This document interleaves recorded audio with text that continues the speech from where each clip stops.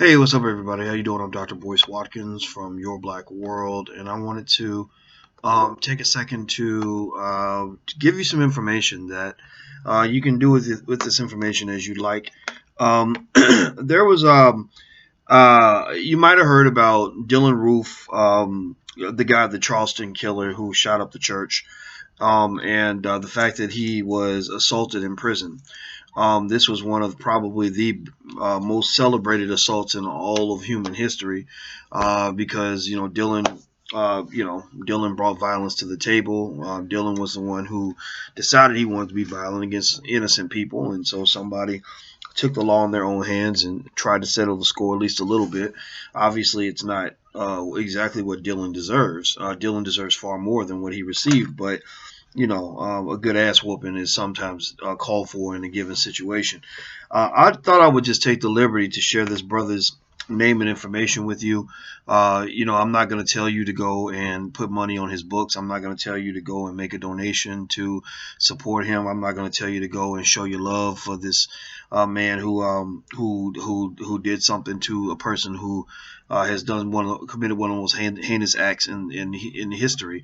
I'm not going to say all of that, because if I say all of that, then people are going to say, well, you told them to do that. I'm not telling you to do nothing, but I am going to give you information to allow you to make your own decision. Excuse me. His name is Dwayne Stafford. I want you to write this down. His name is Dwayne Stafford, Stafford. He is listed in the Charleston County Detention Center as inmate number 00011599035. That's 00011599035. The address at the Charleston County Detention Center is 3841 Leeds Avenue, Leeds, 3841 Leeds Avenue, North Charleston, South Carolina, 29405. And the phone number there is 843-529-7300, 843-529-7300. And somebody shared a link to something called jailexchange.com. According to jailexchange.com, you can send money and put money on his books if you want to. I tell you what, there are many people who feel that this brother should never, ever not have money on his books. And I saw, I was looking at the brother's charges, and I saw where he was in prison, or he had been arrested on a basic weed possession charge, just simple marijuana possession. Now, I don't know what else he might have done, what other reasons he might have been locked up, but that was the one charge I saw. And I think that charge really tells you something about our society. You got white men all over the country making mad amounts of money selling marijuana legally. You got pharmaceutical companies pretty much selling processed heroin to people, creating more addicts than one can humanly imagine. Yet this black man, because he was in possession of marijuana, the very same drug that is legal in many, many places in this country, he is now he was incarcerated with a cold-blooded mass murderer. He was incarcerated with murderers for simple weed possession. Now, this tells you about the criminal justice system that we have and how it creates more criminals. It makes society more dangerous. It makes America a worse place to live. And I'm glad President Obama, took the bold step of pardoning so many people, hundreds of people. I think that's nice. It's a great move on the part of the president compared to other presidents. However, we need mass overhauls of the entire criminal justice system.